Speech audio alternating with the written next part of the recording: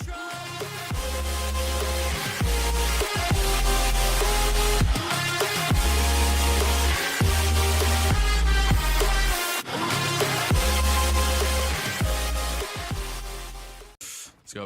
is going on, guys? It's Wraith back with another video. Now in today's video I'm going to be going over a pretty important topic that I've been getting tons of questions about, and it's honestly one of the biggest things in Fortnite right now, and that's actually the title of the video, and it's how to improve your creative 1v1. Now there's around three, probably more than three, but I'm going to go over three reasons as to why like 1v1s are very important. And 1v1s are pretty important. Like, the first thing I'm going to talk about is one of the reasons it's so important is because whenever I'm trying to look for a duo partner or look for someone that I think I might want to play with in the future, if it's not like my IRL buddy, normally the first thing I do is take him into 1v1, practice 1v1s. You can tell so much about a player just from his 1v1s. You can tell if he's good at building, good at editing, good at aiming. What's his sense kind of like if he, what happens when he takes high ground, what happens if he's low ground. If, like, say for example you 1v1 someone that you might want to be a competitive duo with in the future, and you beat him 10 times in a row, most likely you're gonna be like, hey, this guy's probably not on my level, I'm probably a little bit better than him, whatever, right? I can probably find someone better. He may be the best player endgame, he may be the best player mid game, he just might not be good at 1v1s. So that's why it's really important to actually be able to 1v1 people, as well as when you 1v1 your buddies. Like, I do this so much whenever you're just chilling with your buddies or whatever, having some fun. Most of the time I go into 1v1s and we just start roasting each other and having fun and trying to clap each other. And trust me, I know how it is. Tons of people get toxic when you're doing 1v1s. If you're clapping them, you're like, oh buddy, you're a bot or whatever, right? And yeah, definitely I don't want to be getting called a bot, so I want to be clapping all these kids. So practicing 1v1 is pretty important for that, as well as you can translate your 1v1s into game. If you're good enough, I made a video about it already, how to improve at Fortnite, the best tip. But this is like how to translate your 1v1s into game, right? So if you're good at 1v1s in creative, you should be pretty good at them in game. Pretty obvious, obviously. But let's get actually into the tips, so hopefully these do help you guys. And by the way, a lot of you guys were worried or were wondering about my creator code. You're like, oh, do you actually have a creator code? And yes, I do. I put it in the bottom right area of my screen. It's creator code Wraith-YT. Again, it's at the bottom right of my screen. But yeah, let's get right into the tips. And the first thing is practice your 90s and coning people. Now these are probably the two biggest plays or most plays you'll use in a 1v1. Your 90s, you should be doing consistently doing 90s. Obviously not just like infinite 90s all the way up to max build height, but you'll be doing tons and tons of 90s. You'll see all pros doing tons of 90s every single build fight, as well as coning people is very important, or even coning yourself so that you allow other people not to have the chance to cone you. And yeah, those two are definitely the most important things I'd probably say in 1v1s, and the ones you'll be using the most. So it's pretty easy to practice your 90s. You just hop in creative, hop in playground, whatever, and just spam out 90s, triple 90s, double 90s. And coning only comes with really either practicing coning yourself you can do in creative, or coning is just practicing in 1v1 fights. But yeah, I'd say definitely improve on those two things the most. And now the second tip I'm going to talk about is right off the start. When you fight someone, normally I'll say 99% of players will either do one ramp out, do double 90s, build up, and either do floor and wall or floor cone and then edit through that, or floor cone and then build to the side, or do a side jump or something like that. Or they'll do one ramp out, do triple 90, ramp out, triple 90, right? Mongrel does that a ton. And now that's very important to be able to comfortably do both of those. But what you want to do if you're doing tons of 1v1s, say you're saying a 10 person or a 10 1v1s, right? You're doing 10 of them.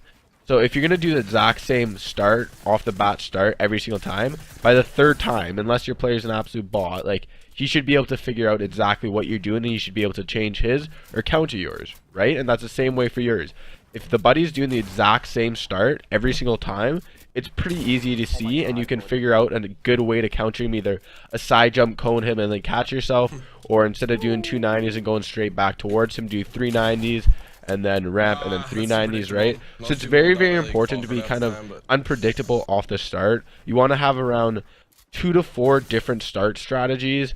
Now this is all also obviously depends on how high skilled you are at Fortnite. Obviously if you're not the greatest player ever. You only really need 1 to 2 starting strategies, but if you're pretty good, I'd say try to work on, I'd say 2 to 3 is a good number. Like, that's kind of different ones you want, and you want to be comfortable doing all of them. So if someone starts to figure out, or you've done the same one twice in a row, you can kind of change it out. Like, I see Mongo do this all the time. His normal one is the ramp and then 390s ramp and 390s, but he changes it so much. Once his player starts countering it, he changes it up and will do the double 90s, and then he'll do a side jump here or there, right? So many different things you can do. I'd say get comfortable with a couple different starting strategies, right?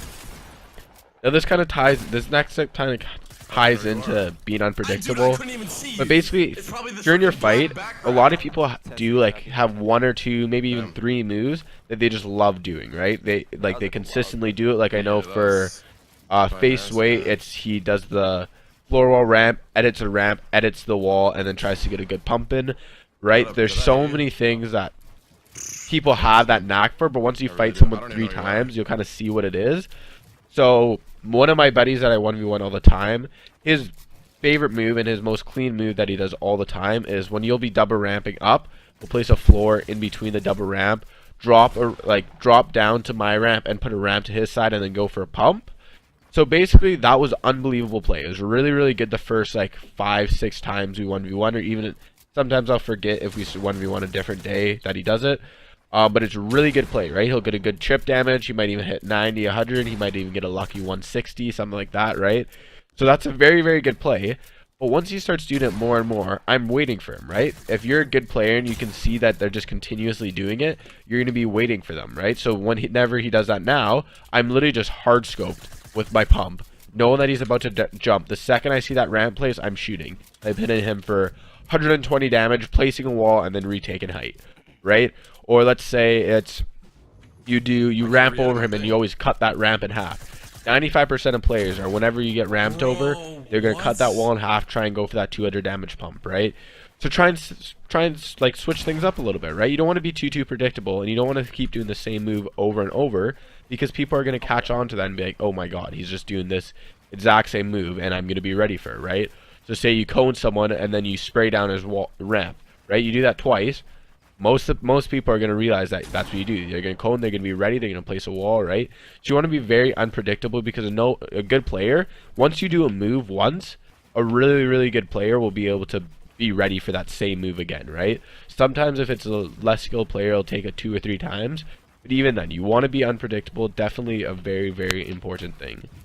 Now, turning on to one of the last tips is practice your high ground retakes. Now, I made a video about this. If you guys don't know about high ground retakes, it's just, I think the video is called The Best High Ground Retakes or something like that. I'd go watch it. But basically, high grounds are so important, because not always you're going to have high grounds in 1v1s. That's obviously you're not always going to have it, right? No matter how good of a builder you are, sometimes you're going to drop down, you're going to miss a ramp, whatever. No big deal, right? You got to figure out and practice how to retake and regain that high ground without taking damage. Now, Faze Sway, absolute god at this. Almost every single high ground retake that I've seen, Faze Sway does, and he masters it, and he does it perfectly. And not only does he do one retake, he does like 8 different retakes every single fight, right? He's just so unpredictable in that way, and his retakes are so clean that almost no one can even get a shot at it, right? So if he's low, he's building back up, he's placing cones all over the place, but they're so methodically placed that he knows exactly when to edit, when not to edit, when to do a side jump so that person doesn't hit him, right? Because if you lose high ground, it's not a big deal. You can play from the low ground, but in 1v1s, high ground is normally pretty important, especially in creative. But yeah, those are kind of some tips. And then the last tip I'm going to say is get a good gaming chair. Like, you know how that is. Like, if you have a good gaming chair, good back support, right? Like, just easier for your 1v1. Like, if you have a good gaming chair, like the DX Racer, man, like, you should be winning every single creative fight, no matter what. If it's against Mongrel, I don't even care. You should be winning it, basically. But yeah, so hopefully you guys enjoyed this video. If you did, make sure you smash that like button. Comment what you guys want to see in a future video. I read some of your guys' comments about future video ideas, and I definitely added them to my list of videos, and you guys will be seeing them in the future. And make sure you hit that subscribe button. I've loved the support recently. I'm gaining a ton, so thank you guys all for that. And yeah, hopefully you guys are excited for when my next video drops, and I'll see you guys all next time. Have a good one, everyone. Bye.